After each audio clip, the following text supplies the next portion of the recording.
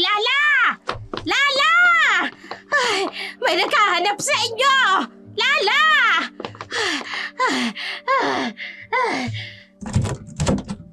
Bakit ba, Aling Betty? Ano nangyayari? May dalawang tao sa plaza. May hawak silang litrato ng batang kamukhang-kamukha ni James. Abay sinasabing anak daw ng kanilang amo. Ano? Sino sila? Ay, hindi ko alam. Pero mukhang mayayaman. May dala silang kotse. Ay, sinasabi nilang 7 taon na raw nang iwan ng anak ng amo nila yung bata. Ay, totoo ba yun? Totoo ba yung sinasabi nila? Ay, kung magkataon, abay mayaman pala si James. 7 taon? Hindi pwede.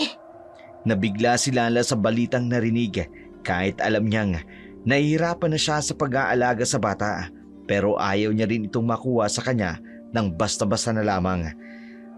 Mabilis itong umuwi sa kanilang bahay samantala ang mga tauhan ng matandang doon patuloy pa rin na nagtatanong sa mga tao na kanilang madaanan. Nagbabaka sakaling makikita nila ang batang hinahanap. Umaasang hindi nagbago ang itsura nito kahit 7 taon na ang nakararaan. Sa bahay naman ni Lala. Hindi ko siya pwedeng ibigay. 7 taon ko na siyang inalagaan. Kailangang masigurado ko na mababayaran din ako ng 7 taong ginastos ko sa pagpapalaki sa batang yon. Nanay? Nanay Lala? Pwede po ba ako maglaro sila? Hindi ka maaaring lumabas ngayon.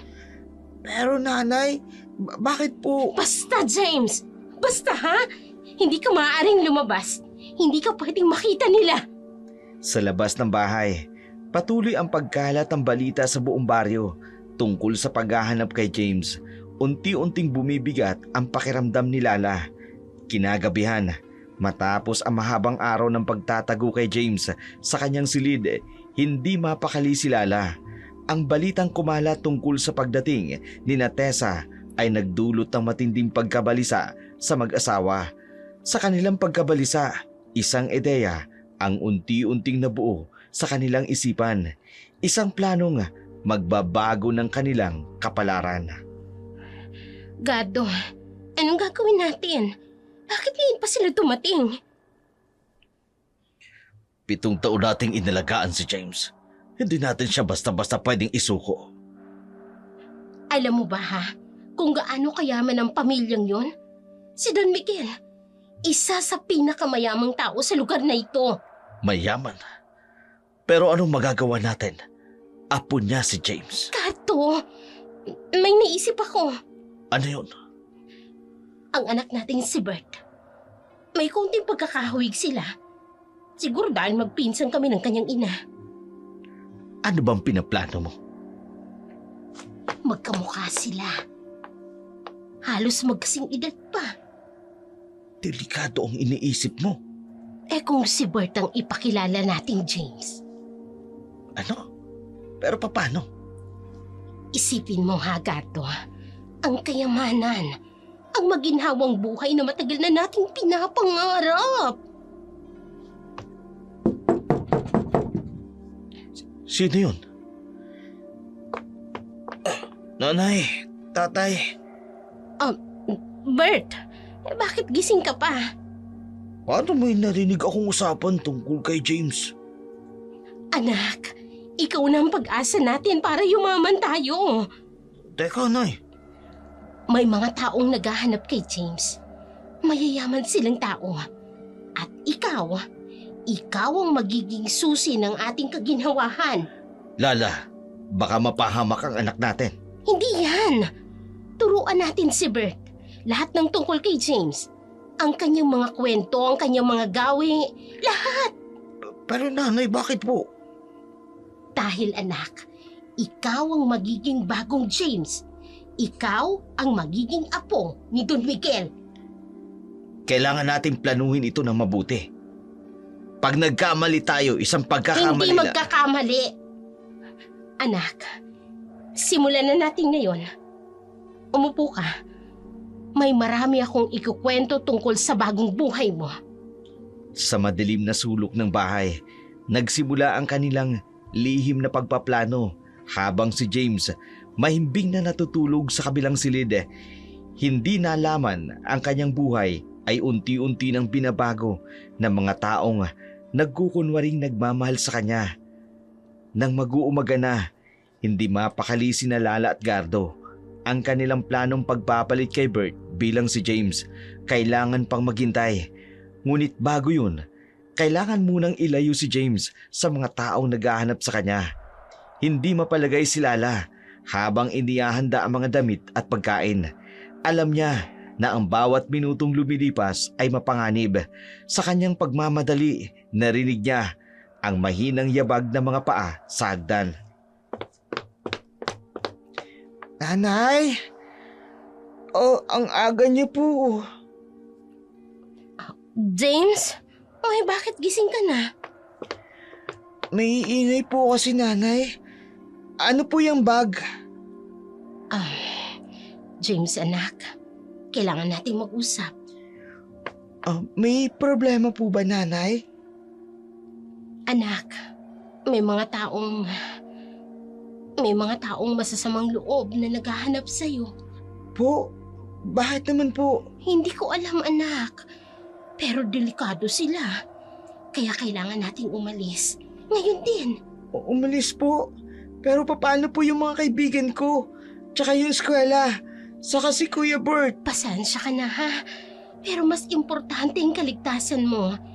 Inihanda ko ng mga gamit mo. Kailangang makaalis ka agad tayo ngayon din. Delikado kapag nagtagal ka dito.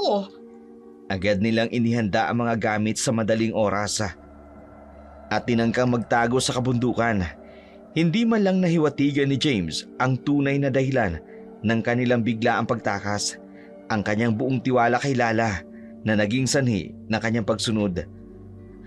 Tatay, sasama po ba kayo? Kailangan ko manatili rito para bantayan si Bert, ang kapatid mo. Kailan po tayo magkikita uli? Malapit lang naman ang pupuntahan natin, anak. Pero kailangan na nating umalis ngayon din.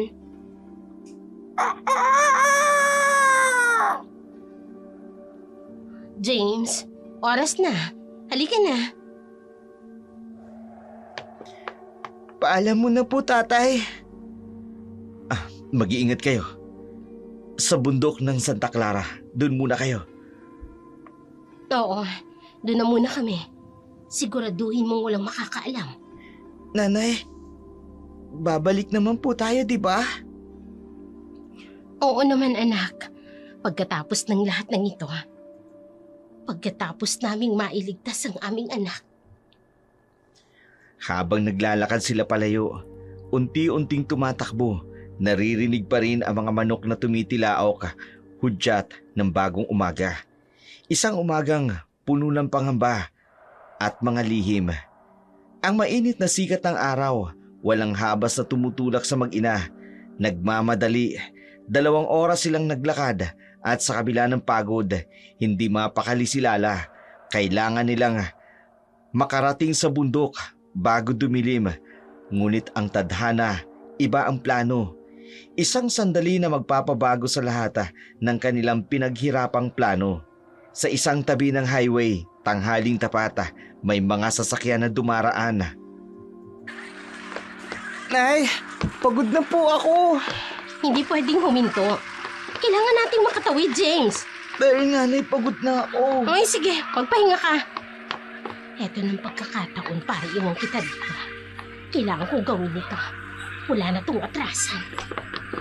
Nanay! Sandali po! Huwag niyo akong iwan! Nanay!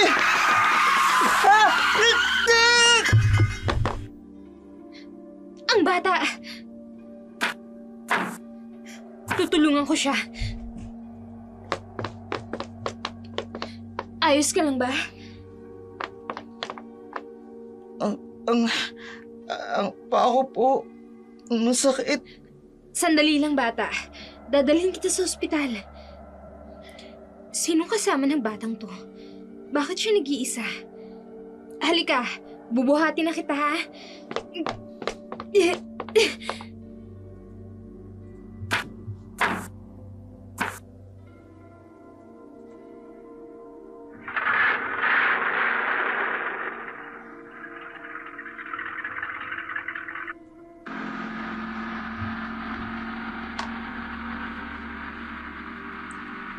Huwag kang mag-alala. Dadalhin kita sa ospital. Ano nga palang pangalan mo? James po. James? Hindi kaya...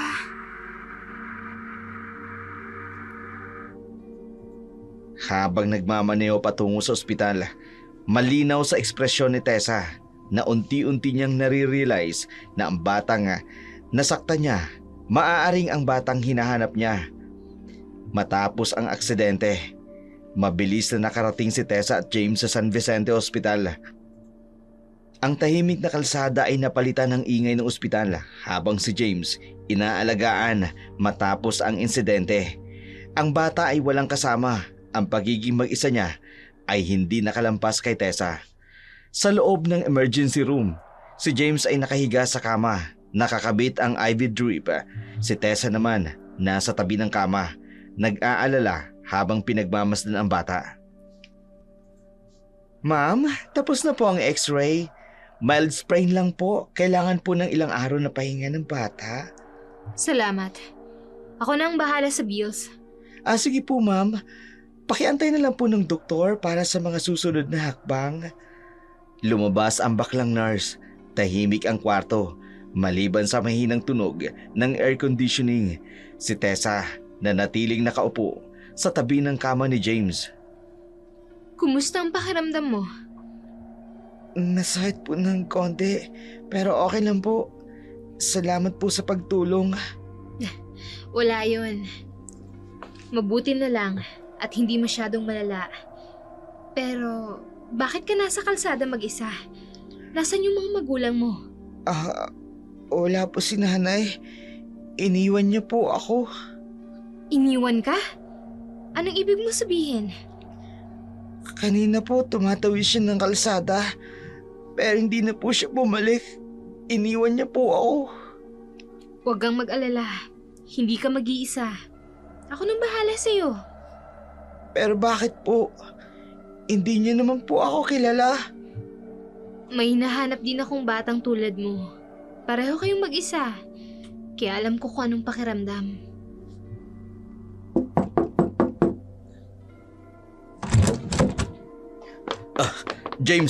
James anak? Tatay? Kayo po ang ama niya? Oo, ako si Gato. Asawa ko ng nanay niya. Pasensya na kung nagdulot sa inyo ng abalang anak ko.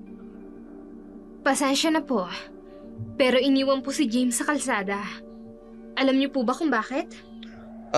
May kailangan lang sigurong asikasuhin ng aking asawa. Pero ako na ngayon ang bahala sa anak ko. Halatang nagugulan si James pero masaya sa presensya ng nakilalang ama. Tatay, bakit hindi na po bumalik si nanay?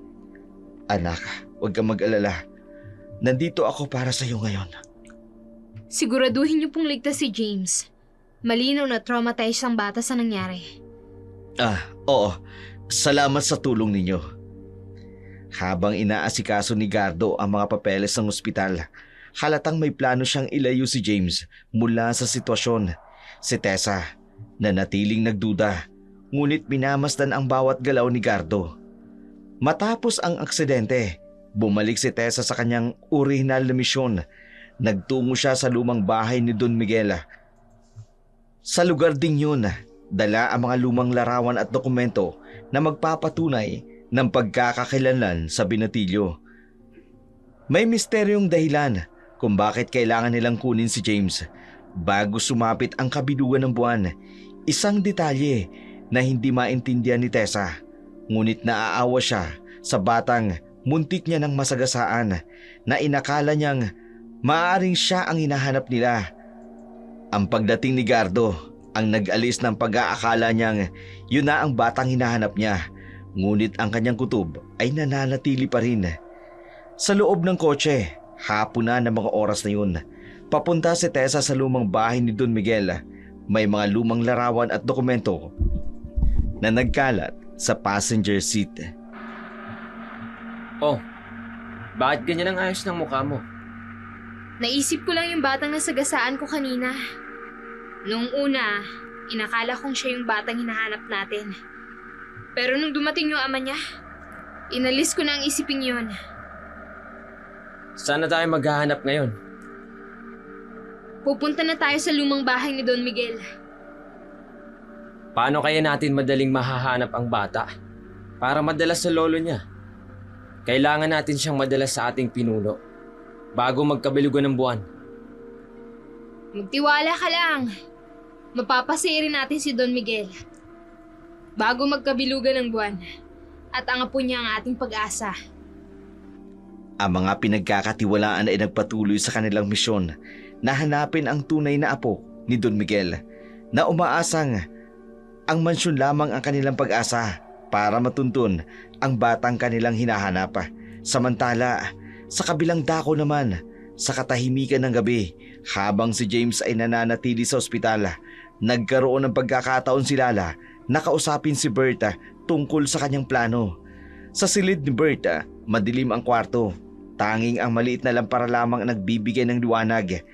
Si Lala at si Berta nakaupo sa kama. Anak, gusto mong magkaroon ng magandang buhay, hindi ba? Oo naman, nanay. Tingnan mo to, anak. Nakikita mo tong malaking bahay. Oo, ang laki po. Parang palasyo. Oo, anak. Palasyo nga. At alam mo ba, pwede itong maging bahay mo. Oo? Paano naman mangyayari yun? Napansin mo ba kung gaano kayo magkahawig ni James? Opo, minsan nga po. Nalilito na si Aling Betty kung sino sa amin ang James at kung sino sa amin si Bert. Kasi nga anak, si James, siya ang tagapagmana ng lahat ng yan. Ho? Paano po? Mayamang tao si Don Miguel. Hinahanap niya ang apo niya, si James. Si James po? Apo niya? Hindi ko siya kapatid. Oo, sabay lang kayong lumaki, pero hindi kayo magkapatid. Magpinsan kayo. Iniwan siya sa akin noong pinsan kong si Loretta. Ang pagiging magkahawig ninyo, ang magiging daan para yumaman tayo. Aagawin natin ang tronong dapat na mapunta sa kanya. Nanay, pero mali yun. Isipin mo, anak. Hindi ka nakakain ng madalang. Hindi ka na mag-aaral sa lumang paaralan. Magkakaroon ka ng sarili mong kotse, sarili mong driver. Talaga po, nanay? Oo naman, anak. Lahat ng gusto mo, makukuha mo. Pero dapat, maayos ang magiging papel mo. Dapat alam mo lahat ng tungkol kay James. Paano kung may magtanong? Kaya nga buong gabi kitang tuturuan. Lahat ng tungkol kay James. Ang mga kwento niya, ang mga gusto niya, pati na ang mga kilos niya. Dapat mong matutunan na maging siya. Binuksan ni Lala ang notebook. Eto ha, una, dapat mong tandaan. 3 taong ka nang iniwan sa akin ng pinsang kong si Loretta. Habang nagpapatuloy ang gabi, unti-unting natututunan ni Bert ang bawat detalye ng buhay ni James sa bawat pahina ng notebook. Sa bawat kwentong sinasaulo, unti-unting nawawala ang dating si Bert. Isang bagong James ang nabubuo. Ngunit habang nakikinig si Bert, unti-unting sumisiksik sa kanyang isipan ang tanong na hindi niya masagot. Nasaan si James ng mga oras na yun? Nanay, nasan nga pala si James? Hindi mo na kailangang malaman yon, anak. Mag-focus ka sa dapat mong gawin. Pero gusto kong malaman. Hindi nga importante si James. Ang importante, ikaw ang maging James. Huwag mo nang intindihin pa ang iba. Sa kabila ng mahigpit na utos ni Lala, nanatili sa isip ni Bert ang tanong. Alam niyang hindi niya iyon mabubura at balang araw, hahanapin niya ang sagot sa kabila ng lahat ng sinasabi ng kanyang ina. Ang kakaibang atmosphere ng mansyon ay tila humuhupa nang magkaharap sina Lala at Tessa sa malaking sala sa ibabaw ng malaking muebles na nababalot ng puting tela. Ang dalawang babae nag-usap sa gitna ng tensyon. kapwa may itinatagong lihim para kay Tessa. Ito ang pagkakataon upang makumpirma ang mga palatandaan ng batang hinahanap nila para kay Lala. Ito ang sandaling kailangang panindigan ang kanyang plano. Nakakuha na kami ng impormasyon na ikaw ang pinag-iwanan ng apo ni Don Miguel. Dahil isa ka sa malapit na pinsan ng ina nito. Isang araw kami naghanap sa bayan. Pero ni isa man, walang nakakakilala sa bata. Kaya ngayon, hindi ka na makakapagkaila. Nasaan ang batang inalagaan mo? 7 taon na ang nakararaan. Ay, sandali lang po. Tatawagin ko siya. Lumabas si Lala sa likod. Ilang saglit lang. Bumalik na siya kasama si Berta. Heto na po si James. Tumingin si Tessa kay Berta. Pinagmamasdan ito na maigi. May konting pagkakahawik ito sa batang nasa litrato. Ngunit tila may pag-aalinlangan si Tessa. Ikaw ba si James? Opo. Sa gitna ng tensyon na bumabalot sa silid, unti-unting lumapit si Tessa kay Berta. Ang mga salitang binabalak niyang sabihin na uwi sa katahimikan nang makita niya ang takot sa mata ng bata. Isang uri ng takot na hindi angkop sa isang inosenteng pagkikita. Titingnan ko ang likod ng tenga mo. Po. Bakit niyo po titingnan? Protocol lang po, para sa records. Dahan-dahang lumapit si Berta. Ramdam ang panginginig ng kanyang katawan. Walang tanda. May problema po ba? James, natatandaan mo ba kung kailan ka huling nakita ng tatay mo? Hindi po. Bata pa po kasi siya noon. Hayaan natin siya ang sumagot. Sige, isa pang tanong. Anong paboritong kanta ng tatay mo nung bata ka pa? Paborito po. Oo, yung lagi niyang kinakanta sa'yo bago ka matulog. Di ko alam. Di ko alam eh. Salamat sa oras niyo. Aalis na po kayo? May ilang bagay pa akong kailangan i-verify.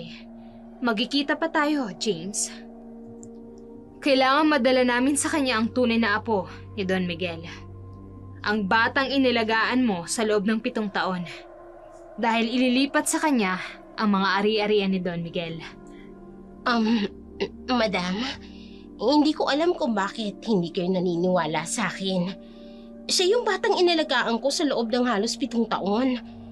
Marami nang nagbago sa kanya. Oo, napansin ko rin yung birthmark niya na sinasabi mo nung una. Pero habang lumalaki, unti-unti itong nawawala. Kung hindi niyo ako paniniwalaan, mas gugustuhin ko dahil sa totoo lang, napamahal na sa akin ang bata. Ayoko ring mawalay siya sa akin. Babalik kami sa susunod na araw. Ibabalita lang namin sa Don ang aming natuklasan. Kung anong pasya niya, yun ang aming gagawin. Pero ito ang tatandaan mo. May parusang bawat salitang lumalabas sa bibig ng isang tao. Lalo na ang mga kasinungalingan nito. Babalik ako at sa susunod, sana ang tunay na James na ang aking makausap. Lumabas si Tessa. Naiwan si Lala at si Berta. Parehong nanginginig. Nanay, alam niyo. Hindi pa. May oras pa tayo. Sa labas ng mansyon, naglakad si Tessa papunta sa kanyang kotse. Hindi nyo kami kilala. Kaya hindi nyo kami malilinlang. Hindi kami katulad yung ordinaryong tao. May kabayaran ang ginagawa nyong to.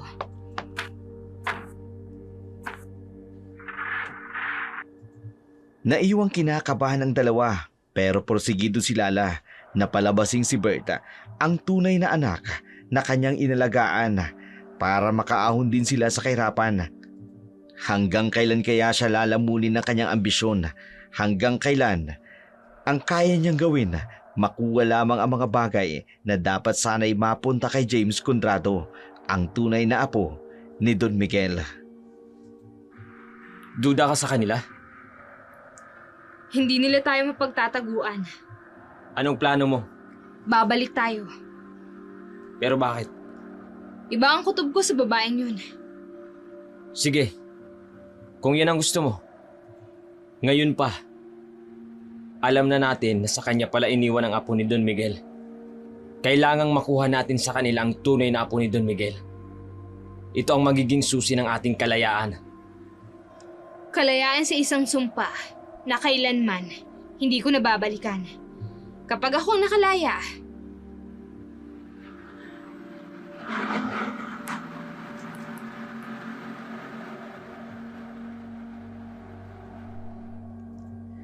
Bumalik nga sa lumang mansyon sina Daryl at Tessa.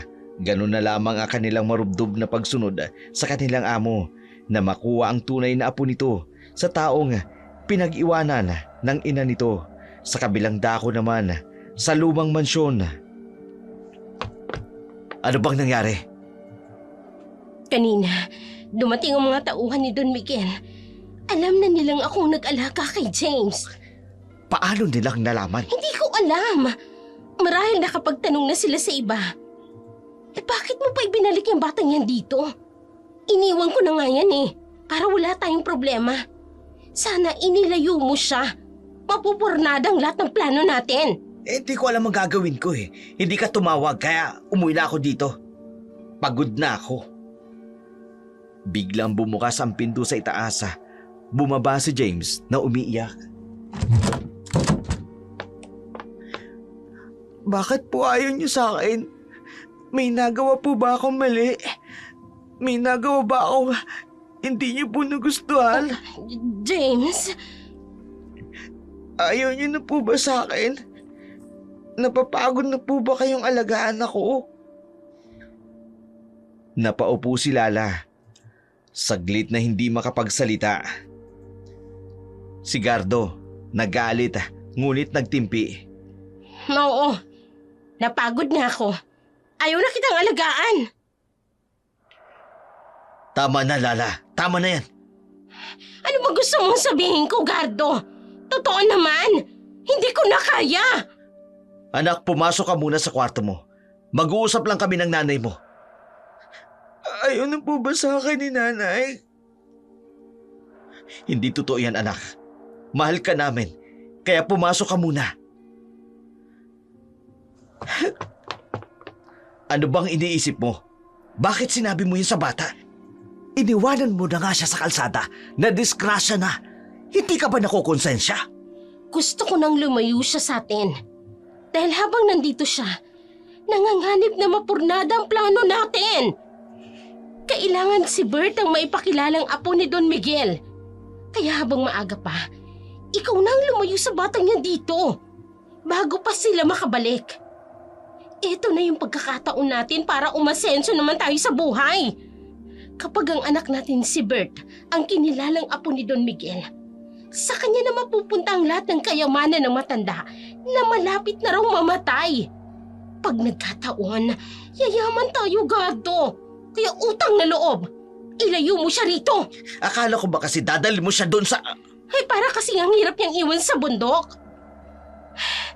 Kaya nga nang nakakuha ko ng pagkakataon, sinamantala ko na. Okay, Tam. Ikaw din. Hindi mo rin talaga siya kayang iwan ng ganun-ganun na lang. Matagal natin siyang nakasama. Kaya ang hirap din na basta na lang natin siyang itapon. Ay, bahala ka na. Basta ikaw ang maglalayo sa kanya dito. Teka, Gardo, bumalik na sila. anong gagawin natin? Tali mo sa basement ng bata, bilisan mo. Halika na, anak. Pero po, bilisan mo. Halos kalad ka rin na ni Gardo ang bata. Mailayo lamang ito sa mga humahanap sa kanya. Ayaw din ni Gardo na mapurnada ang plano nila. Sumang-ayon na rin ito sa hangarin ng asawa na yumaman sa pamamagitan ng kanilang tunay na anak na si Berta at ipakilala bilang tunay na apo ni Don Miguel. Maya-maya pa'y biglang kumalabog ang pintuan. Biglang nagbukas ang pintuan. Sinong... Oh, bakit kayo nagbalik? Hindi ba bukas pa? Madam, Tumahimik ka! Suriin ang bawat silid! Tayo na! sandali! Wala kayong karapatan! May nararamdaman akong may iba ka pang batang tinatago rito. Nasaan ang totoong apo ni Don Miguel? Wala! Hindi ko alam yung sinasabi mo. Ma'am, may bagong bakas po ng pasagdan. Akala mo hindi ko mapapansin? Ang mga basang bakas ng sapatos. Galing sa ospital, hindi ba? Hindi ko alam ang sinasabi mo. Suriin ang basement! Hindi! Pribado yan! Wala kang karapatan dito. Ang mansyon na to ay pag-aari pa rin ng kontrado. Pero pinatira kami dito ni Loretta. May karapatan kami. Pinatira? Para alagaan ang batang iniwan niya. Hindi para pagsamantalahan ang sitwasyon.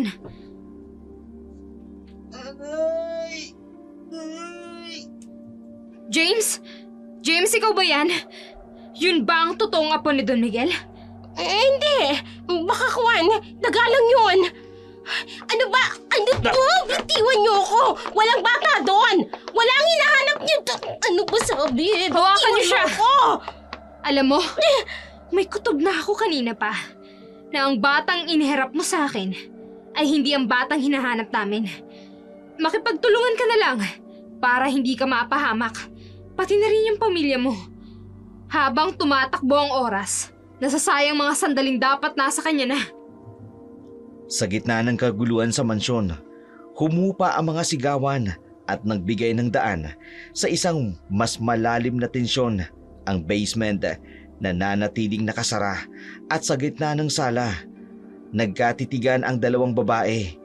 Parehong may itinatagong lihim, parehong naglalaro ng mapanganib na panlabas na katotohanan at kasinungalingan. Alam kong may itinatago ka sa akin. Ilabas mo ang tunay na apo ni Don Miguel kung ayaw niyong mapahamak. Siya ang James na hinahanap mo. Huwag mo kaming gaguhin. Makinig ka. Hindi. Ikaw ang makinig.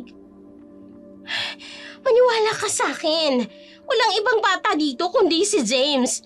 Ang anak ni na Loretta. Yung pinsang ko. May palatandaan kami kung sino ang tunay na apo ni Don Miguel. Sabihin mo na kung nasan siya. Sinabi ko na nga yun sa'yo Nakita ko rin ang palatandaan na sinasabi mo. Pero habang lumalaki siya, unti-unti itong nawawala. Hindi ako naniniwala. Ilabas mo ang totoong apo ni Don Miguel. Dahil kailangan na namin siya madala sa kanya bago magkabilugan ng buwan. Buwan? Ano namang kinalaman ng buwan?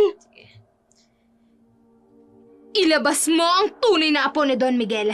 Dahil kapag nalaman naming nagsisinungaling ka, mapapahama ka pati ang bata. Mahabang katahimikan, pinag-aralan nila ang mukha ni Tessa. Maniwala ka nga. Siya lang ang apo na sinasabi mo. Patunayan mo. Oo, sige. Ang inalagaan ko ng halos 7 taon. Ang totoo, napamahal na siya sa akin. May luha sa mga mata ni Lala. Pero kung kukunin siya ng kanyang tunay na pamilya, kinalulugod ko ang magandang buhay na naghihintay sa kanya. Malaya niyo siyang makukuha.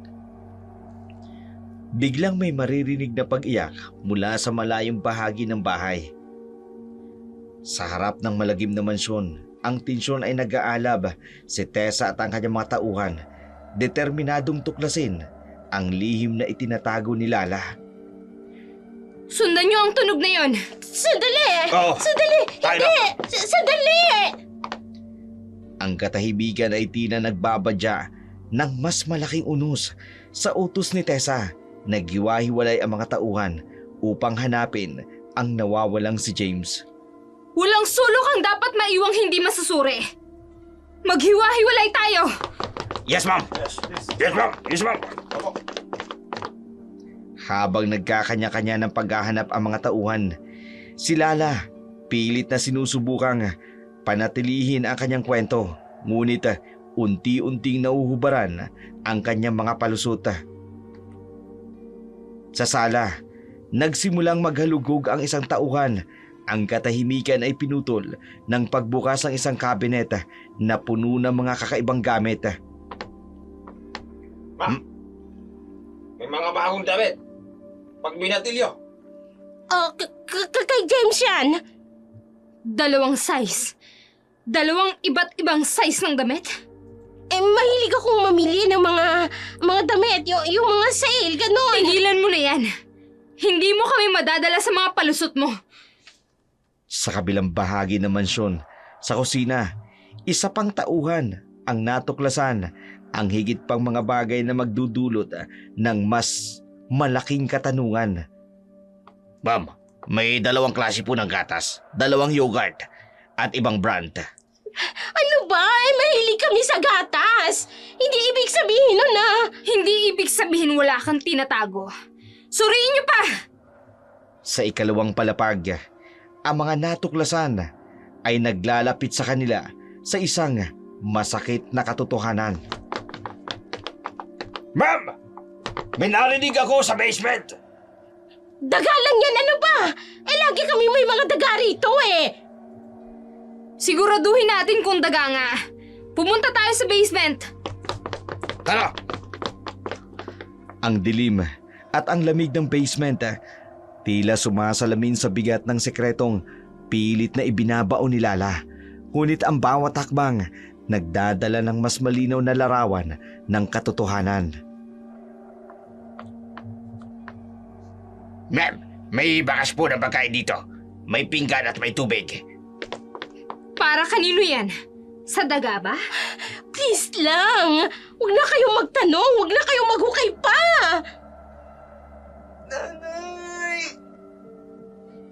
James? Hindi. Hindi yan yung hinahanap niyong James. Hindi nga yan si James. Ang oras ay tumigil nang marinig ang mga kalabog mula sa likod ng pinto. Ang mga boses na sumisigaw na tila isang sigaw ng paghingi ng tulong mula sa isang madilim na nakaraan. Tulong! Tulong! Ang mga tauhan tumakbo papunta sa pinto habang si Lala umiiyak sa sahig. Habang naghahanap ang mga tauhan ni Tessa sa itaas, si Gardo naman mabilis na kumilos sa basement. Sa kanyang mga kamay ay may lubid. Ang kanyang isipan, isang desperadong plano. Ang inosenteng tinig ni James, ang tanging tunog sa madilim na silid, kasabay ang kanyang mabigat na paghinga. Tatay Gardo, ano pong gagawin niyo? Pasensya na anak, pero kailangan kong gawin to. Bakit po may lubid kayo? Tumigil ka na, huwag ka nang lalaban. Teka po! Masakit po eh! Teka, tatay! May naghahanap sa'yo, Sino po? pero hindi ka dapat makita. Hindi ka pwedeng makita nila. Sino po naghahanap, tatay? Natatakot na po ako. Ang lolo mong mayaman, ipinasusundukan niya sa amin sa mga tauhan niya. Lolo? May lolo po ako. Kaya nga, hindi ka nila dapat makita. Kailangan, Pero tatay, di ba sabi niyo napapagod na kayo sa pag-aalaga sa akin? Bakit hindi niyo na lang po ako hayaang makita nila? hindi mo naiintindihan. Pasukin ang lahat ng silid. Aba! Oo, sige. Tulong! Tumahimik ka. Kung gusto mong mabuhay si Bert, kung gusto mong mabuhay ang kapatid mo, tumahimik ka. Yan, mabuti. Tumahimik ka lang. Tumahimik ka lang.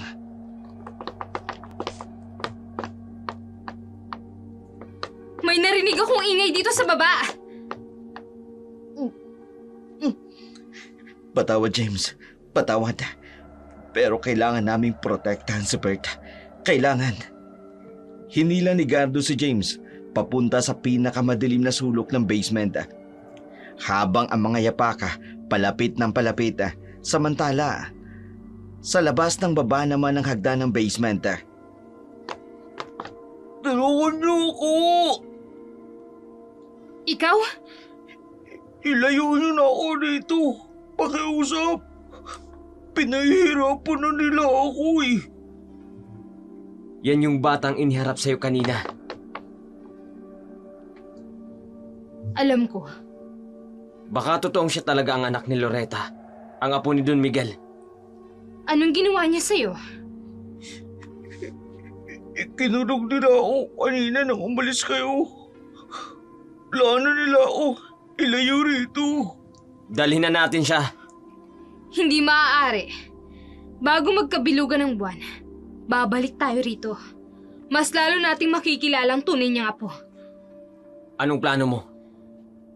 Babalik tayo kay Don Miguel. Isasama niyo na ba ako?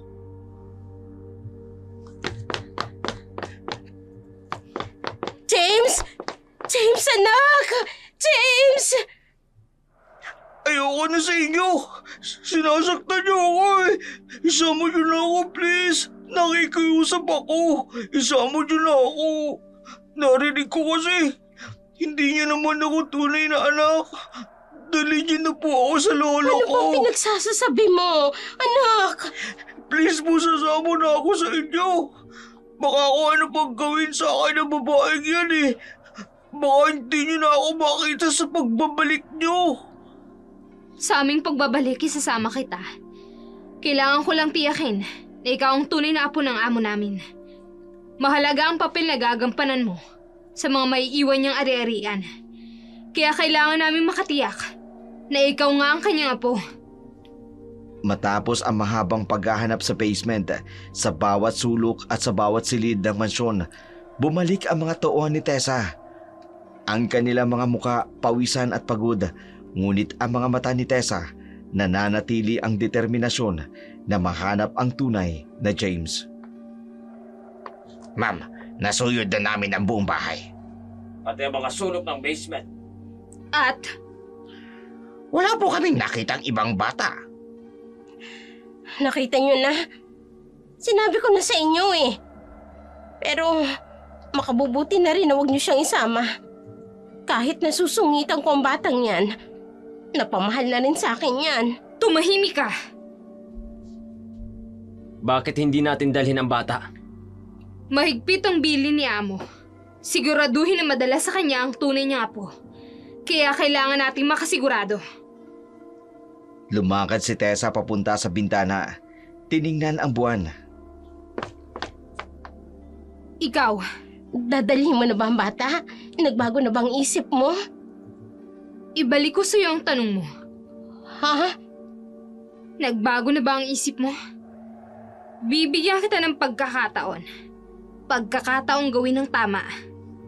Lumapit pa si Tessa kay Lala. Sa makalawa, babalik kami. Kapag hindi nagbago ang isip mo, tandaan mo, anumang desisyon na iyong gawin, may kaakibat na consequences. Ha? Kukunin namin ang apo ni Don Miguel. Wala kayong makikita. At kapag bumalik kami, siguruhin mo nandito siya. Ang tunay na James. Humiwalay na si Tessa. Naglakad papunta sa pinto. Tayo na! Bago lumabas, huling tumingin si Tessa kay Lala. 2 araw. 2 araw bago magkabilugan. Kung hindi, habang buhay mong pagsisisihan ang magiging desisyon mo. Malaking kayamanan ang maiiwan sa bata. Malaking kayamanan. Malaking responsibilidad. Ang mga tauhan ni Don Miguel o si Don Miguel mismo. Umalis na si Tessa. Naiwan si Lala na nakatayo sa gitna na nanginginig. 2 araw. 2 araw. Nanay! Malaking kayamanan. Malaking responsibilidad. Pwes, lalo kung ilalay ang tunay niyang apo. Walang magbabago sa iyong pagbabalik. Ang anak kong kikilalaning apo ng mayamang Don Miguel na yan. Sawang-sawa na ako sa kahirapan. Ito na ang mas madaling paraan para yumaman. Paninintigan ko kung anong nauna kong sinabi. Kung ano man ang maging resulta, hindi ko babawiin ang sinabi ko. Mapupunta sa anak kong lahat ng ari-arian nila. Grabe ka, pinsan. Ngayon ko lang nalaman. Mayaman pala ang pamilya ng nakabuntis sa'yo. Pero bakit ngayon lang? Hindi ko pa rin lubos maisip kung bakit basta mo na lang iniwan sa akin ng bata. At hanggang ngayon, hindi mo na talaga binalikan. Anak, ay, ang galing-galing mo. Napaniwala mo talaga sila na ikaw nga si James. Mama, nakita mo po, ginaya ko lahat ng itinuro ninyo. Pati yung paglalakad niya. Ginaya ko talaga eh. Oo nga. Kinabahan nga ako kanina na baka may makalata pero hindi. Lahat sila naniwala. Nag-practice po kasi ako eh. Kasi tiningnan ko yung sarili ko sa salamin. Tapos yung mga boses niya, ginaya ko. I want my chocolates now. Alam mo anak, kapag nailipat sa iyo ang mga ari-arian ni Don Miguel, Makakabili na ako ng maraming laruan. Tsaka ba yung malaking TV na katulad nung sa kanila? mas maganda pa dyan anak. Kailangang makarating din kami sa mansyon na yon. Wow! Tapos pwede na tayong maglaro doon sa malaking swimming pool. Tsaka maraming kwarto. Oo naman anak. Pero dapat mong ituloy ang magaling mong pag-arte, ha? Kabisado ko na po. Kabisado ko na lahat. Pati yung mga paborito niyong pagkain, alam ko na. Sabi niyo po, dapat perfect. Para walang makahalata. Tama. Pero mag-iingat ka palagi anak, ha? Huwag kang magkukwento ng kahit kanino. Oo naman. Secret lang natin to, Mama. Promise po. Cross my heart. Ay, ang tali-tali na talaga ng baby ko. Magiging mayaman na tayo, anak. Ma, kapag mayaman na tayo pwede ba akong bumili ng robot? Tapos yung malaking remote control car? Si James po kasi may ganun eh. Oo naman, anak. Pero tandaan, ha? Dapat maging good boy ka muna. Sundin mo lahat ng sinasabi namin ng papa mo. Yes naman po, Mama. Good boy naman po ako palagi. Ma, paano po kung may malaking multo sa malaking bahay? Ay, huwag kang mag-alala. Nandyan naman kami ng papa mo para protektahan ka. Promise po Scary po kasi yung malaking bahay pero gusto ko po yung maraming laruan. Shh! Kailangan na nating umalis dito, anak, ha? Okay po, Ma. Ninja mode na po ako. Sige na, anak. Mag-iingat ka, ha? Bye po, Ma. Love you. Practice po ako sa salamin mamaya. Sa gitna ng dilim at katahimikan ng gabi, ang pag-aalala ay bumalot sa silid ni Lala at Gardo. Ang babala ni Tessa kanina ang nagbigay ng matinding pagkabahala sa kanila. Hindi sila makatulog sa takot na maaaring mabunyag ang kanilang matagal ng plano. Ang mga salita ni Tessa ay patuloy na umuugong sa kanilang isipan. Tumingin si Lala sa relo, 12:00 na ng hating gabi. Sa ilalim ng mahinang liwanag ng lampara, nagkatinginan ang mag-asawa, walang salitang nagkakaunawaan na kailangan nilang kumilos, hindi na pwedeng maantala pa. Sa kalaliman ng gabi, habang hawak ni Gardo ang mapa ng bansa, iminungkahi niyang maingat na tinig na pagdadala kay James sa hilagang bahagi ng bansa. May tiwala siyang may kakilala raw roon na maaring pagkatiwalaan ng kanilang plano. Hindi nagdalawang isip si Lala sa mungkahi ng kanyang asawa. Agad niyang sinang-ayunan ito. Idinagdag pa na habang nasa malayo si James, ang kanilang anak na si Bert ang kanilang ipakikilala bilang tunay na apo ni Don Miguel. Buong gabing pinaghandaan nila ang bawat detalye ng kanilang huling plano. Walang dapat makalimutang hakbang, walang dapat magkamali. Alam nilang nakataya ang kanilang kinabukasan sa bawat minutong lumilipas. Hindi sila maaari magkamali. Hindi sa sandaling iyon kung kailan hawak na nila ang tagumpay na matagal na nilang pangarap. Sa labas ng bahay, banayad ang hanging dumadampi sa mga dahon na naging tahimik na saksi ng kanilang lihim na pagpaplano. Isang gabing magpapabago ng takbo ng maraming buhay. James anak, gising ka na ba? Opo. Bakit po kayo nandito? Kailangan nating umalis ngayon. Po, bakit po? Nasaan po si Mama Lala? Si mama mo, kailangan niyang manatili rito. Para kay Bert. Hindi ko po makikita si Mama. Sandali lang naman tayo dun eh. Para sa kaligtasan. Ayoko pong umalis dito. Promise po, magiging mabait po ako. Pasensya na. Kailangan talaga nating gawin to. Alam ko naman po kung bakit. Ha? Narinig ko po kagabi. Ang anong narinig mo?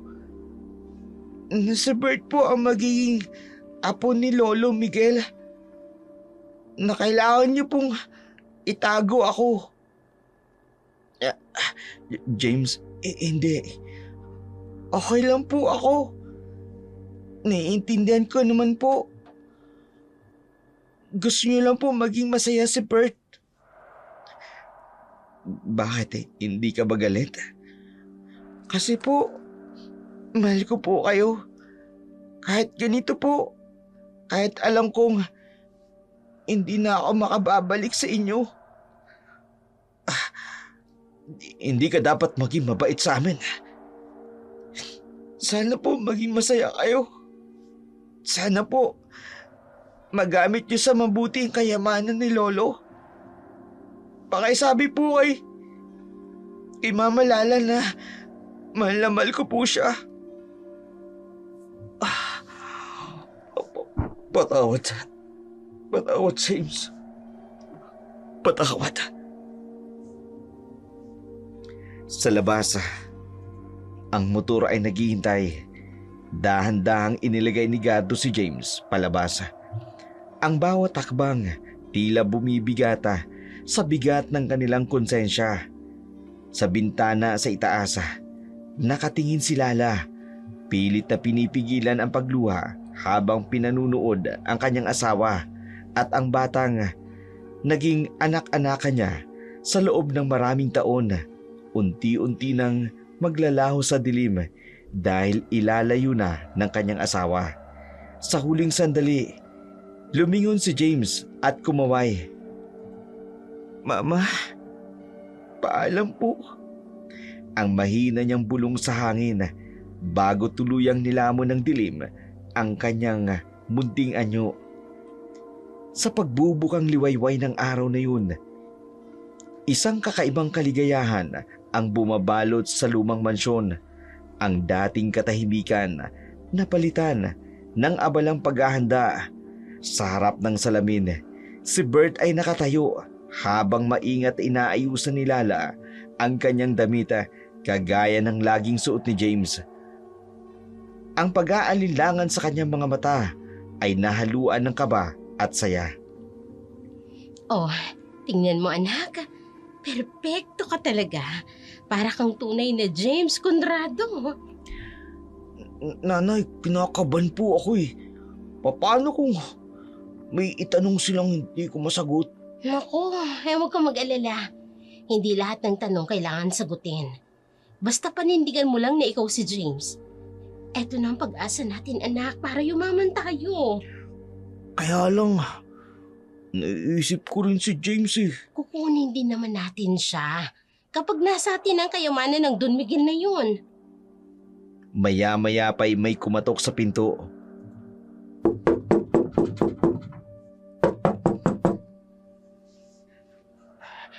Nandito na sila. Anak, maghanda ka ha. Galingan mo.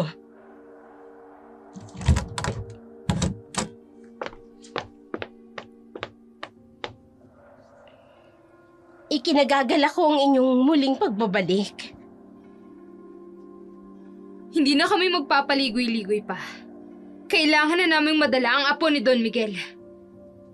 Ilang beses ko bang sasabihin sa inyo na wala akong ibang... Hindi mo na kailangan magpaliwanag. Naniniwala na rin si Don Miguel na siya nga ang tunay niyang apo. Pinakukuha na siya. Nasaan siya? Oh, nandito siya. Si James. Sigurado kang siya nga. Ano man ang mangyari sa kanya, wag na wag mong sisisihin ang sarili mo. Siya talaga yan. Sige, kunin na natin siya. Oo siya, anak. Sumama ka na sa kanila. Magiging maganda ang buhay mo. Paalam po, nanay. Paalam, anak. Magiging masaya ka. Bago sumunod si Tessa sa kotse, huling tingin para kay Lala. Tama ka. Magiging masaya siya. Kasama ni Don Miguel.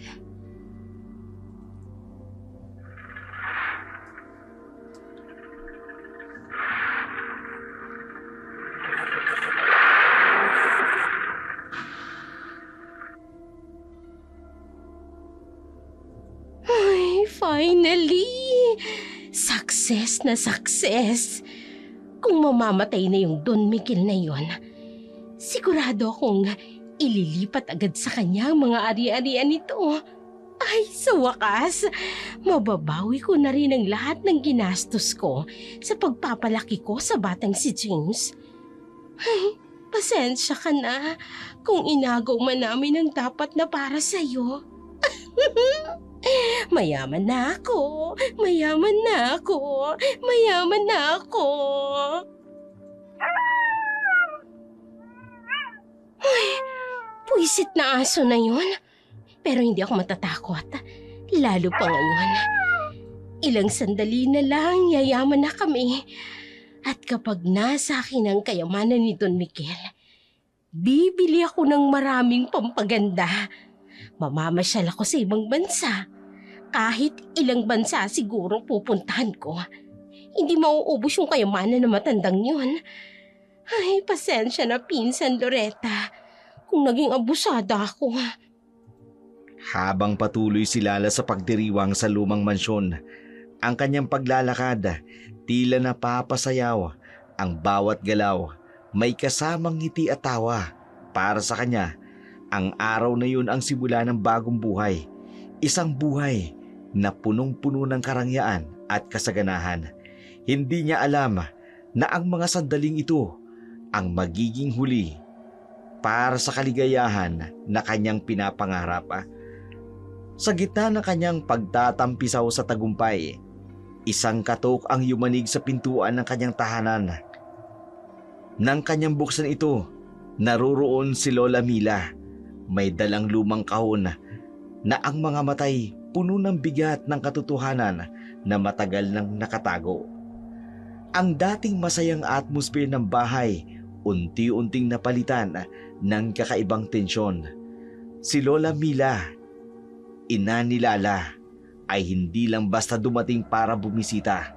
May dala siyang mga lumang larawan, mga sulat, mga pirasong magbubuklod ng isang katotohanang magbawakas sa lahat ng planong matagal nilang binuo.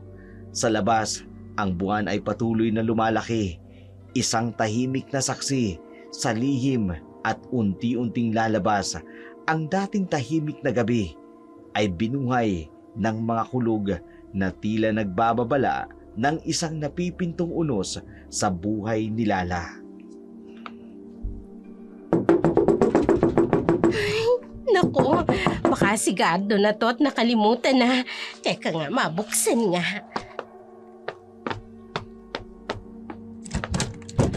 Oh. Huh. Nasaan nag-apo ko? Nay, bakit kayo nandito? Nasaan si Bert? Sagutin mo ako! Nay, huwag kayong mag-alala. Nasa mabuting kalagayan ng anak ko. Magandang nangyari sa kanya. Isa sa mga araw sa linggong ito, magbabago ng buhay namin. Wala nang mga aalipos na sa amin. Mabibili na natin lahat ng gusto natin. Makukuha na natin lahat ng gusto natin, Nay. Ibinigay mo ang apo ko sa mga tauhan ni Don Miguel. Bakit alam mo, Nay? Dahil maging doon sa amin ay naghahanap ang kanyang mga tauhan. Hinahanap ang tunay na apo ni Don Miguel. Kaya alam kong hinahanap nilang batang inalagaan mo. Alam kong gagawin mo ang lahat basta pera ang pinag-uusapan. Ang apo kong si Bert, siya ang ibinigay mo sa mga naghahanap sa ampon mong si James. Ano naman, Nay? Mabuti nga eh. Hayaan mo na yung anak ko. Siya ang magtamasa ng kayamanan nila. Hindi mo alam. Nagpakahirap din naman ako sa pag-aalaga kay James. Deserve namin to. Hindi mo alam ang sinasabi mo. Ipinahamak mo ang sarili mong anak. Ipinahamak mo ang apo ko. Ano ba, Nay, ha? Kayamanan ang naghihintay kay Bert. Eh kayo nga itong hindi makaintindi. Aswang si Don Miguel. Ano po? At sa apo nitong si James nais ipasa ang pagiging aswang. Hindi totoong kayamanan ng Don. Ang meron sila'y kapangyarihan ng pagiging aswang. Hindi maaari ito. Dahil sa kayamanan, nagawa mong ipahamak ang sarili mong anak. Nasilaw ka sa kayamanan. Hindi.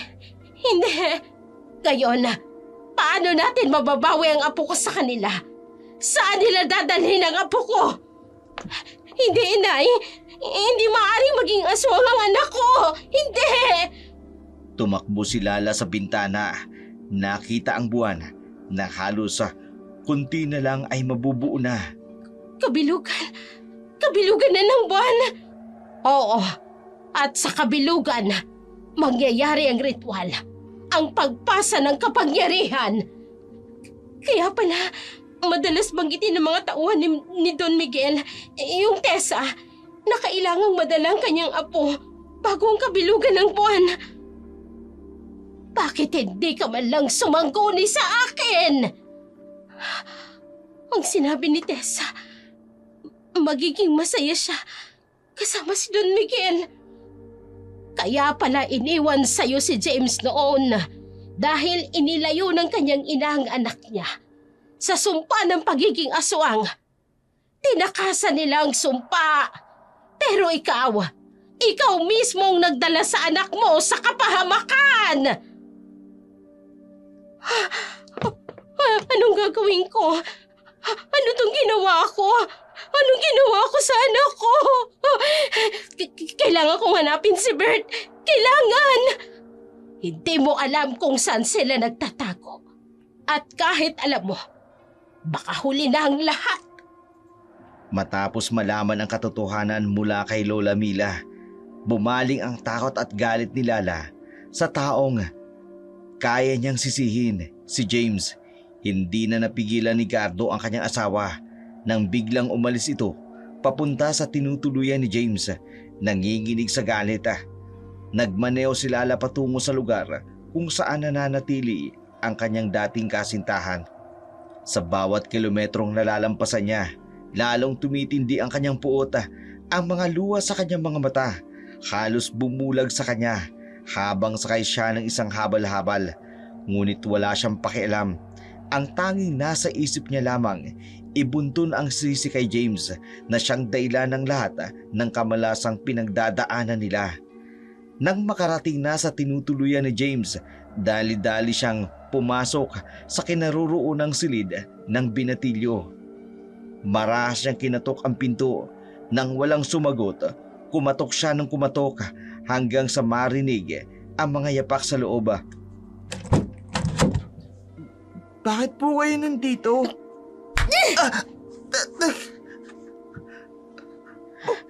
Nay, bakit po? Ikaw ang dahilan ng kamalasang nangyayari sa pamilya ko! Bakit po kayo nagagalit sa akin? Dahil ikaw ang apo! Apo ka ng aswang! Ha? Teka! Wala akong alam-alam na anak ka pala ng aswang! Teka po! Hindi magtatagal, papatayin mo rin kami. Kaya bago pa mangyari yun, teka po! uunahan na kita, ha?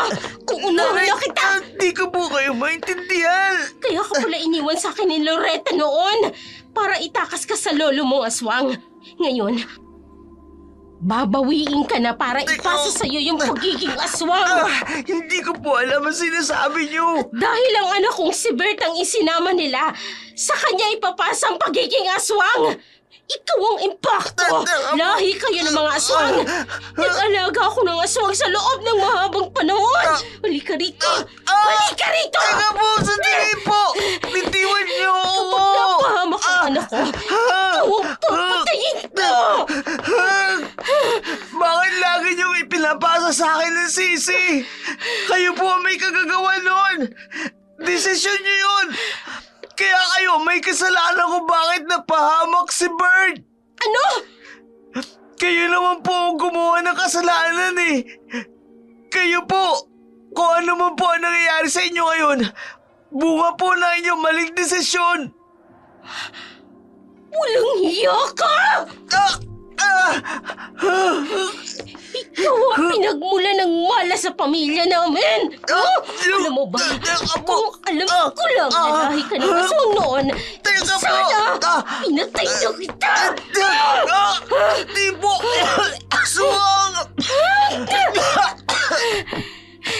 Hinayaan na sana kitang malapan ng mababangis na hayop sa gubat! Namatay ka na sanang impakto ka! Kahit ganito po ang ginagawa niyo sa akin, mahal ko pa rin po kayo. Utang ko po sa inyo ang buhay ko. Kung pinabayaan niyo ako, malamang wala na po ako sa mundo ito. Pinagsisisihan ko ang pag-aalaga ko sa'yo!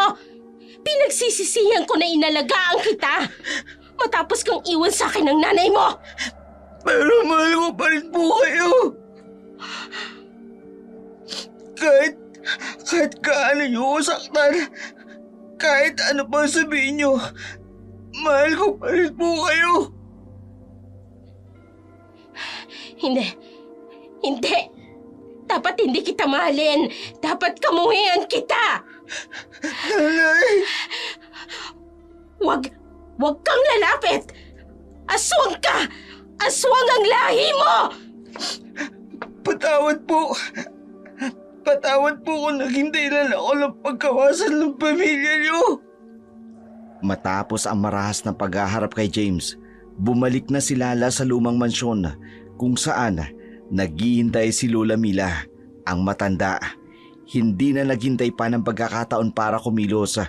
Ginawa niya na ang dapat na sana'y matagal nang ginawa ni Lala, ang humingi ng tulong. Sa sala sa mansyon, tahimik na nakaupo si Lola Mila sa kanyang silya habang si Lala nagpapaikot-ikot sa paligid. Halatang balisa nang ipaalam ng matanda na nae-report niya na sa mga pulis ang pangyayari. Natigilan si Lala sa kanyang paglalakad. Nanginginig ang kanyang tinig nang magtanong kung ano ang ginawa ng matanda. Matatag na ipinagtanggol ni Lola Mila ang kanyang desisyon. Binigyang diin na hindi maaaring magpatuloy ang katahimikan sa kabila ng pangamba ni Lala. Baka hindi na siya paniwalaan. Pinaalalahanan siya ng matanda na may mga ebidensya sila, ang mga sulat at litratong matagal niya nang itinatago. Nang tumunog ang doorbell ng mansyon, alam nilang dumating na ang mga pulis. Sa unang pagkakataon, nakita sa mga mata ni Lala ang bagong lakas ng loob. Handa na siyang harapin ang katotohanan at sa wakas, tapusin na ang mahabang panahon ng pagtatanim ng hinagpis at takot. Nai-report ko na sa mga pulis ang nangyari. Anong ginawa niyo? Naibigay ko na rin ang mga larawan ni Bert. Nay, bakit? Nagpakalat ng mga pulis ng larawan kung sino man ang nakakita sa apo ko. Nang sa ganun ay matunto nila ang kinaroroonan nito at mailigtas natin siya sa pagiging aswang. Hindi! Hindi pwede! Ay saday hindi ka nagpasilaw sa pera. Hindi ko naman kasi alam na ganun ang buhay nila. Kung alam ko lang, di pinatay ko na sana yung apo nila. Huwag kang magsalita ng ganyan. Ang taong mapag-imbot at masama sa kapwa, ang kinasisiyahan ng kamalasan sa buhay. Hindi, ang batang yan na may kasalanan Si James, siya ang nagdala ng sumpa sa atin. Hanggang gayon, hindi mo pa rin nakikita. Ikaw ang nagdala ng kamalasan sa ating pamilya, hindi si James. Pero, Nay, tinuruan mo ang sarili mong anak na magsinungaling. Pinagpalit mo ang anak mo para sa kayamanan. At ngayon, sisisihin mo ang batang walang kaalam-alam. Malapit na ang kabilugan ng buwan. Kailangan nating mahanap si Bert bago magdilim bukas. Paano kung huli na, Nay? Kaya nga kailangan nating kumilos ngayon. Hindi tulad mo na puro kayamanan lang ang iniisip. Alam mo kung bakit pinili ni Loretta na iwanan si James sa'yo noon. Kasi ang akala niya, mabuti kang tao. Ang akala niya, maiingatan mo siya. Kung alam lang niya na ang taong pinagkatiwalaan niya ay siya ring magpapahamak sa sarili niyang dugo.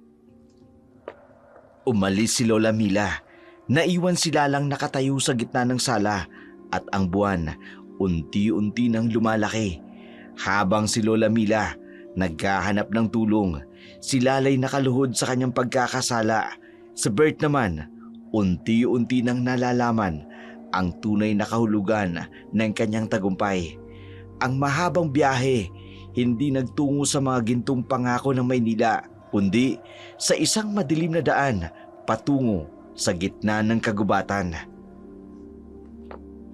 Teka po, bakit dito tayo pumunta?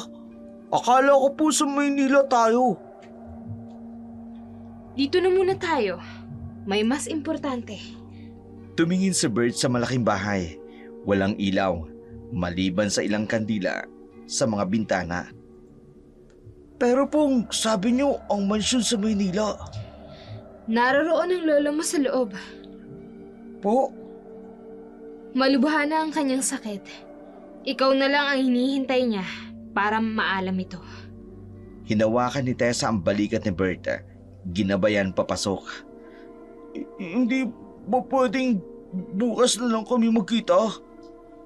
Hindi. Kailangan ngayon. Sa kabilugan. Pumasok sila sa malaking banyo. Maligo ka muna. Kailangan mong maging malinis. Napansin ni Berta ang mga baso sa tabi ng bathtub. Ano po yun? Mga pampaligo. Espesyal na pampaligo. Lumapit si Bert sa mga baso. Napansin ang pulang likido. Dugo po ba ito? Oo. Para sa ritual. Kailangan mong maging karapat-dapat. Ayoko! Gusto ko na umuwi! Inawakan ni Tessa ang braso ni Berta ng mahigpit. Hindi ka pwedeng umuwi. Pinili mo to, di ba? Pinili mong maging si James. Hindi ko po alam. Hindi ko alam na ganito. Ngayon, alam mo na. At huli na para umatras. Tumulo ang luha ni Bert habang unti-unting hinuhubad ang kanyang damit. Nanay, bakit niyo ako pinabayaan dito? Simulan na natin. Kailangan mo maging malinis. Malinis para sa bertud. Habang binubuhusan si Bert ng pulang likido, ang mga kandila sa paligid ay kumikislap at sa labas ng bintana ang buwan halos buong-buo na. Matapos ang ritual ng pagpapaligo kay Bert, umakyat na si Tessa sa pinakatuktok ng bahay kung saan naghihintay ang kanyang supremo. Sa madilim na silid, tanging ang liwanag ng mga kandila ang nagbibigay ng tanglaw sa mukha ni Don Miguel, isang mukhang puno ng lungkot at pagod. Supremo, nandito na po ang bata. Hindi siya ang tunay kong apo. Pero, Mas makabubuting mailigtas ang tunay kong apo. Alam kong nararamdaman mo rin ang nararamdaman ko. Lalo pa ngayon, lumalakas ang ating kapangyarihan sa mga ganitong pagkakataon na bilog ang buwan. Supremo, bakit niyo pa po siya pinakuha kung alam niyo naman na hindi siya yung tunay niyong apo? Yan ang mapapala ng mga taong mabangimbot sa kayamanan. Kapahamakan ng kanilang buhay ang kasasapitan. Hindi ko po maintindihan. Alam mo, Tessa, mas masaya akong umalis sa mundong ito na hindi malalahian ng pagkaaswang ang aking tunay na apo. Pero Supremo, ang bertud, Sila rin ang nagpahamak sa sarili nilang anak. Sila rin ang nagligtas sa apo ko.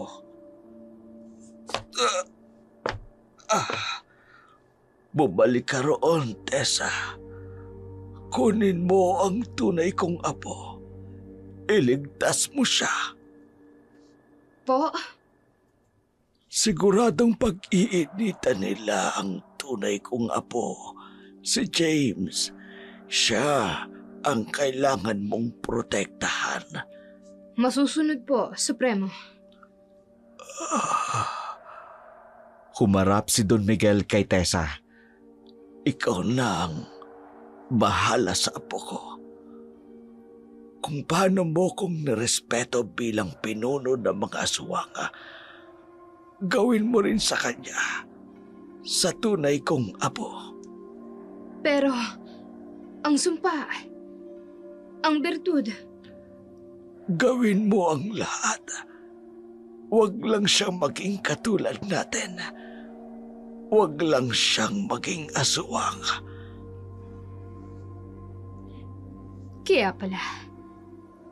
kaya pala hindi niyo siya kinuha noon. Tinakasan ko ang sumpa para sa kanya. Pero ngayon, may ibang batang malalagay sa panganib.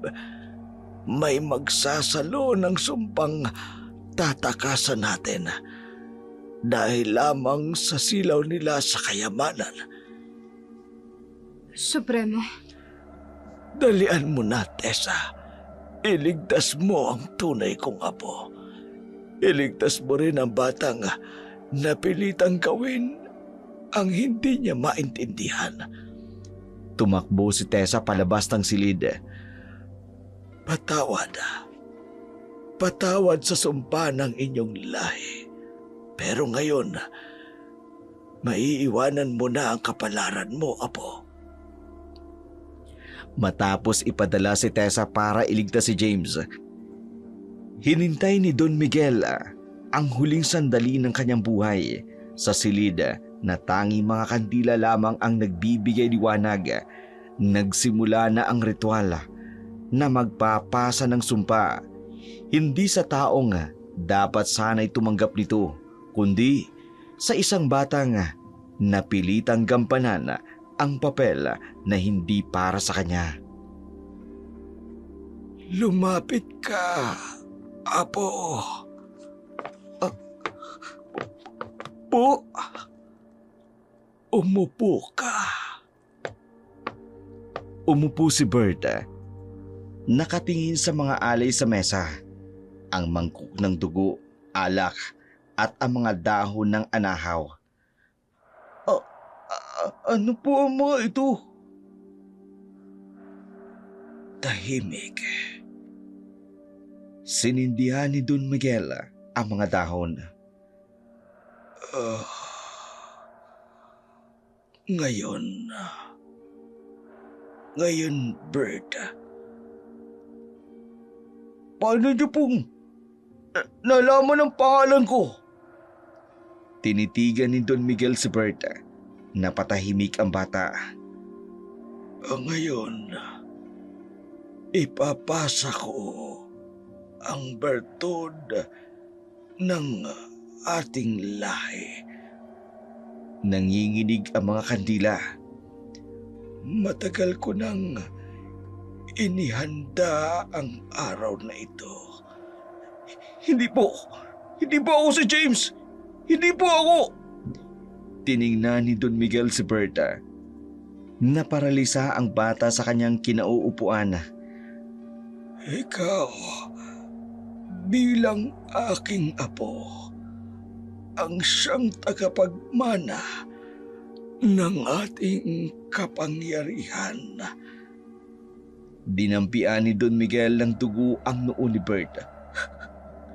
Nanay ko po! Nanay ko po! Hindi ito gusto ko! Ang kapangyarihang ito, ang sumpang ito, dapat sana'y kay James mapupunta. Pero pinili ninyo ng inyong mga magulang ang landas na ito para sa'yo. At ngayon, ikaw ang magdadala. Itinaas ni Don Miguel ang mangkok ng dugo. Ayoko po! Ayoko po! Sa kabilugan ng buwan na ito, sa huling sandali ng aking buhay, ipapasa ko sa iyo. Ayoko mag-iusap! Ayoko maging kagaya ninyong aswang! Bigla may kumalabog sa labas ng pintuan. Napatingin si Don Miguel, nakatingin sa pinto.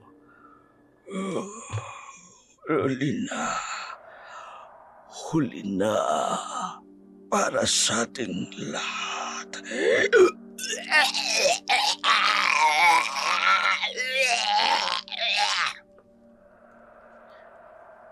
Ang mga kalabog mula sa labas ay nawala sa hangin na tila nilamon ng ritual na nagaganap sa loob ng silid. Ang sumpa ay nahanap na ang bagong tagapagdala nito. Hindi ang tunay na tagapagmana, kundi ang batang napilitang kunin ang hindi sa kanya.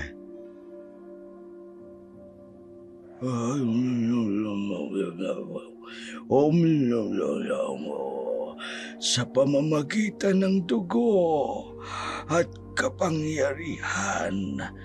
Naupo si Don Miguel sa sahig. Lolo! Wala nang magagawa.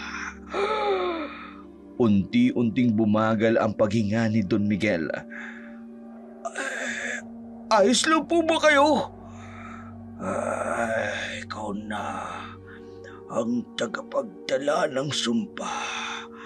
Ang kapalaran mo ay nakatakda na. Biglang nanginig ang katawan ni Don Miguel. Tulungan niyo po ako! Nagsimulang magkaroon ng makapal na usok ang paligid. Patawad, hindi ko napigilala. Bumagsak ang katawan ni Don Miguel sa sahig. Tulong! Tulong! Unti-unting natunaw ang katawan ni Don Miguel. Naging abo. Hindi! Biglang naramdaman ni Berta ang kakaiba sa kanyang dibdib. Nangyayari sa akin. Ang init. Lumakas ang liwanag ng buwan sa bintana. Parang may bumabagabag sa akin. Nagsimulang manginig ang kamay ni Bert. Hindi! Ayoko! Hindi ko gusto maging aswang! Tumayo si Berta, tumakbo sa salamin. Hindi! Hindi ako si James! Hindi ako si James! Sa salamin, unti-unting nagbabago ang kanyang anyo. Nanay! Ano itong pinasung niyo sa akin? Bakit yung pinabayaan? Bakit? Bert! Buksan mo ang pinto! Pero si Bert, nakatayo lang sa harapan ng salamin, pinanunood ang unti-unting pagbabago ng kanyang sarili habang ang mga abo ni Don Miguel tinatangay ng hangin sa palibot niya. Ang malamig na gabi ay naging tahimik habang lumalanghap ng takot sa paligid ang buong bahay ni Don Miguel. Sa kabila ng mapanglaw na katahimikan, naririnig ang mahinang tunog at mga yabag ng mga pulis at ang humihingal na boses ni Gardo at Lola Mila na nagmamadaling makarating sa pinangyarihan. Habang sila ay papalapit, ang tanawin sa loob ng bahay unti-unting nagiging mas malinaw. Si Bert, nakatayo sa harapan ng salamin, pinanunood ang unti-unting pagbabago na nagaganap sa kanyang katawan. Dito gusto.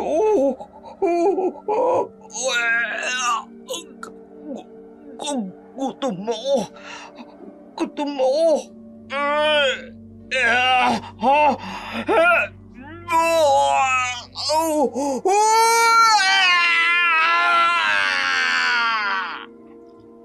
Sa labas, narating na ng mga pulis ang bahay kasama sina Gina, Lula Mila at Lala. Ang kanilang mga matay na puno ng takot nang marinig ang nakakakilabot na sigaw mula sa loob. Walang gagalaw! Itaas ang kamay! Humarap sa pintuan mula sa dilim si Berta, pero ibang-iba ang anyo. Ay, Diyos ko! Ang apo ko! Bert! Bert, anak, ikaw ba yan? Gutom na gutom ako. Sir! Kailangan na nating barilin. Huwag! Anak ko yan! Huwag niyo siyang sasaktan! Gutom na ka. Gusto ko ng dugo. Dugo! Gusto ko ng dugo!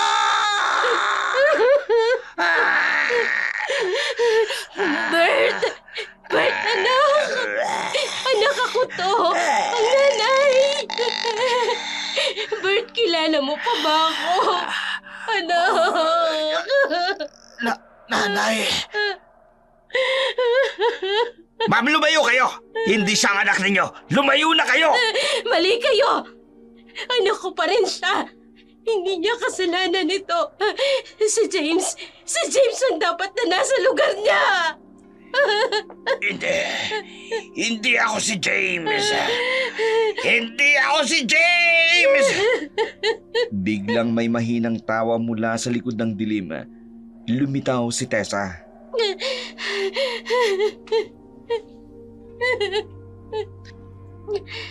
Tama ka, Lala. Si James dapat ang nasa lugar niya. Tessa, nasan si James? Sabihin mo sa akin! Ligtas na siya, Lala. Malayo na sa inyo. Malayo na sa lahat ng ito. Ay, Diyos ko! Ikaw din! Isa ka rin palang aswang! Pinagkatiwalaan ako ng Supremo na protektahan ang tunay niyang apo. At ikaw, Lala, salamat sa pagligtas mo kay James mula sa sumpang to, kahit hindi mo sinasadya. Nandito ang tunay na aswang! Siya yun! Hindi ba siyang tunay na aswang? Kitang-kita ng aming mga mata! Pakiusap! Anak ko yan! Dugo! Kailangan ko ng dugo! Sir! Kailangan na natin siyang barilin. Hindi tao ang batang yan! Huwag! Ako ang may kasalanan! Ako ang dapat parusahan, hindi ang anak ko! Ako ang gumawa ng lahat ng ito! Ako ang gumawa!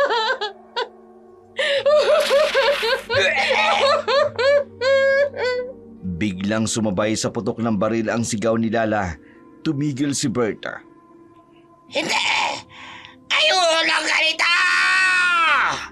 Si Berta biglang tumalon palabas ang bintana. Ang kanyang anyo nawala na sa kadiliman ng kagubatan. Hahanapin niya ang kanyang unang biktima. Gaya ng lahat ng bagong aswang. Hindi na siya titigil. Hindi na siya tao. Mamang pulis, ang babaeng ito ang dahilan ng pagiging aswang ng anak ko. Ikulong niyo ang babaeng ito! Hindi kami basta-basta magkukulong ng walang sapat na katibayan ang mga aligasyon. Ang anak ninyo mismo ang malaking katibayan na siya ang aswang. Kaya pananagutan ng anak mo ang mga biktima ng aswang sa bayang ito. Maaari din kayong masangkot sa mga kaso ng pagpatay kung kinukonsinti ninyo ang inyong aswang na anak. Men! Sundan natin ang aswang! Yes, sir! Saan mo dinala si James? Sabihin mo sa akin, huwag mong itago ang anak ko! Hindi mo siya tunay na anak. Nasaan siya? Nasaan siya? Sa lugar kung saan hindi na siya maaaring mahanap ng mga tulad niyo. Kung saan hindi na siya magdurusa dahil sa ganid niyo. Siya ang tunay na tagapagmana at hindi mo na siya makikita kailanman. Si Tessa ay naglakad palayo. Nawala sa dilim. Ang paligid ay tahimik. Maliban na lamang sa paghahagulhol ni Lala at ang malamig na simoy ng hangin. Naglaho si Tessa sa dilim. Iniwan ng mga pulis at ang pamilyang nawasak ng kanilang sariling kasakiman. Matapos ang gabi na yun, ang buhay ng mga naiwan ay hindi nagkaroon ng katahimikan. Ang dating tahimik na bayan naging saksi sa trahedyang dulot ng kasakiman. Ang mga bunga nito na patuloy na bumabagabag sa mga misala. Gardo, may balita ulit. Saan naman? Sa kabilang bayan, may natagpo ang biktima kahapon. Pinunit ni Gardo ang dyaryo. Tama na. Hindi natin alam kung siya nga yun. Gardo, sino pa ba? Anak natin yan. Anak nating nawala dahil sa kasakiman natin. May kumatok sa pinto. Si Lola Mila.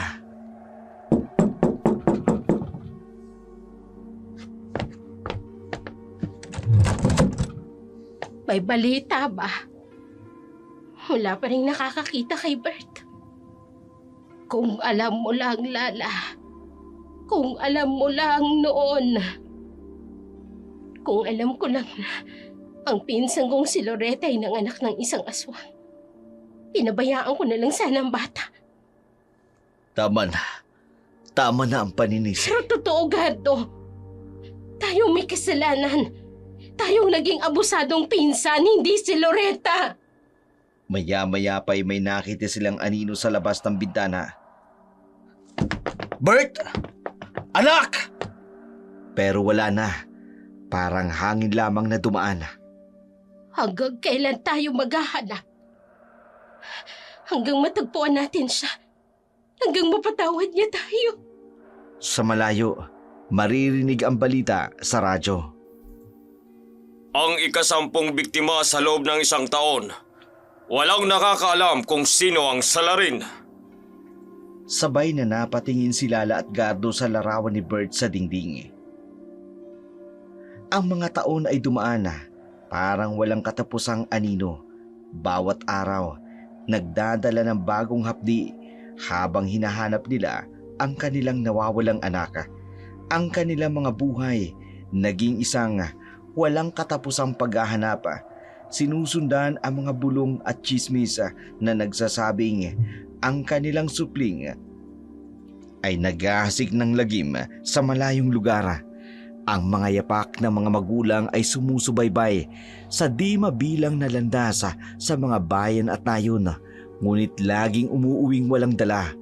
Ang kanilang mga puso'y lalong bumibigat sa bawat pagkabigong paghahanap. Samantala, sa kabilang sulok ng mundo, sina Tessa at Darrell naglikha ng normal na pamumuhay mula sa mga piraso ng kanilang supernatural na nakaraan.